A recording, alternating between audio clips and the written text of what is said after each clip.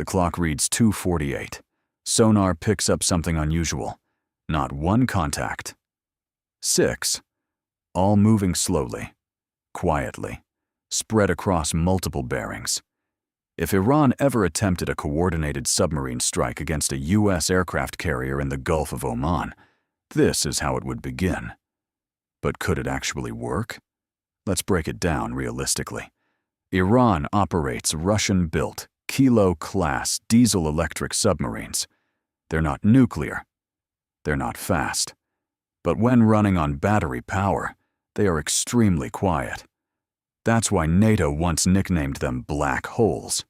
In shallow, noisy waters like the Persian Gulf or Gulf of Oman, diesel-electric submarines can be dangerous. Commercial shipping traffic creates acoustic clutter. Thermal layers distort sonar returns. Detection becomes harder. Now imagine 6 of them deployed simultaneously. The logic is simple. Overwhelm the defensive screen. A U.S. carrier strike group is not just one ship. It includes destroyers, cruisers, submarines, aircraft, and helicopters forming layered protection. Anti-submarine warfare, ASW, is built around tracking limited threats from predictable directions. If 6 submarines approach from different bearings at once, response timelines shrink. Decision pressure increases. But here's the critical factor. The U.S. Navy does not wait to detect submarines at torpedo range. Carrier strike groups operate with continuous maritime patrol aircraft coverage.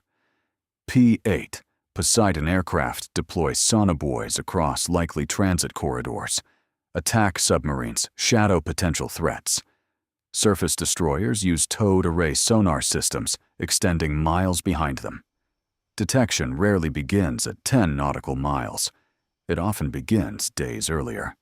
Iranian Kilo-class submarines must leave port. Transit choke points. Snorkel periodically to recharge batteries. Every step creates opportunities for tracking. Now, let's say, hypothetically, 6 submarines evade long-range detection and close within 15 nautical miles. Could they fire torpedoes? Yes. Most Kilo-class boats carry 533mm heavyweight torpedoes capable of active and passive homing.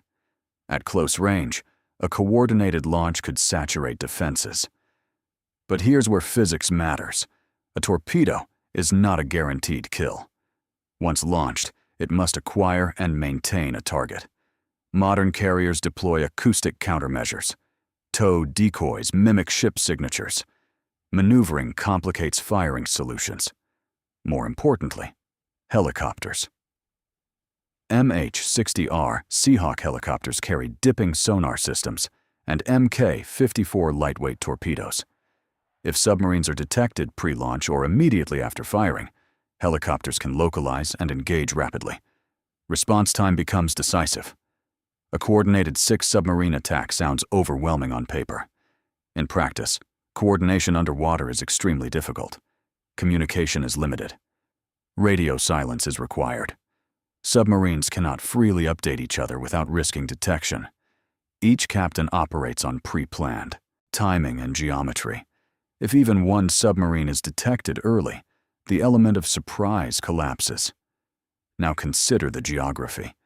The Gulf of Oman is deeper than the Persian Gulf, but it is still a constrained battle space. Carrier groups rarely operate blind. Intelligence, satellite surveillance, signals monitoring, and maritime patrol aircraft build layered awareness long before weapons are fired. So could 6 Iranian submarines seriously threaten a carrier? They could create risk. They could force defensive action. They could disrupt operations temporarily. But sinking a Nimitz-class carrier is another matter entirely. Aircraft carriers are massive, over 100,000 tons, compartmentalized, armored, and built for damage control. It would likely require multiple successful torpedo hits in critical areas to mission kill, let alone sink one. And each torpedo must survive countermeasures, decoys, and interception. Meanwhile, once a submarine fires, its location becomes far easier to track. Launch transients, the acoustic signature of torpedo tube flooding and firing, can expose position. From that moment, survival becomes difficult. In a real engagement, the outcome would likely depend on detection timelines. If the US Navy tracks the submarines early, the strike collapses before torpedoes reach the carrier. If Iran achieves near-perfect surprise, the risk increases, but total success remains unlikely. The larger question isn't whether 6 submarines could attack, it's whether they would. Committing an entire submarine fleet to a single coordinated strike would be an extreme escalation. Submarines are strategic assets. Losing even one is significant. Losing 6 would reshape naval balance overnight. That kind of gamble only happens in total war scenarios, and that's why this remains hypothetical. The Gulf of Oman is not empty water. It's one of the most monitored maritime regions on Earth. Carrier strike groups trained specifically for multi-submarine threats. War games repeatedly simulate saturation attacks. Underwater warfare is complex, but complexity cuts both ways. A coordinated submarine assault sounds devastating.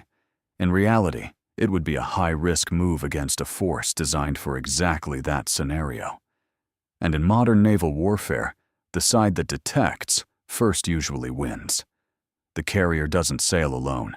It sails inside a moving sensor network, and that network is built to ensure that if 6 submarines ever try to close in at 2:48 in the morning, they won't be the only ones listening.